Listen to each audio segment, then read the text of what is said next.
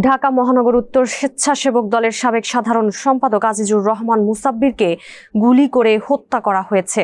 গুলিবিদ্ধ হয়েছেন আরও একজন। দর্শক, এ নিয়ে এখনকার নিউজ আপডেটস, সঙ্গে আছি তামান্না খন্দকার। বুধবার রাত ৮টার কিছু পরে রাজধানীর বসুন্ধরা মার্কেটের পেছনে তেস্তুরি বাজার এলাকায় অজ্ঞাত পরিচয় বন্দুকধারীরা তাদের গুলি করে।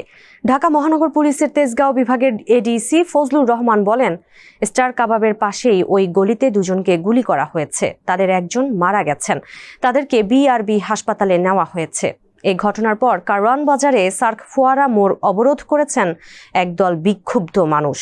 আজিজুর রহমান মুসাব্বির জাতীয়তাবাদী স্বেচ্ছাসেবক দলের কেন্দ্রীয় সংসদের যুগ্ম সম্পাদকও ছিলেন। বিগত আওয়ামী লীগ সরকারের সময় বেশ কয়েকবার গ্রেপ্তার হয়ে কারাগারে গেছেন মুসাব্বির। দর্শক, এই ছিল এখনকার মতো নিউজ আপডেটস। আরও আপডেটস পেতে আমাদের সঙ্গেই থাকুন।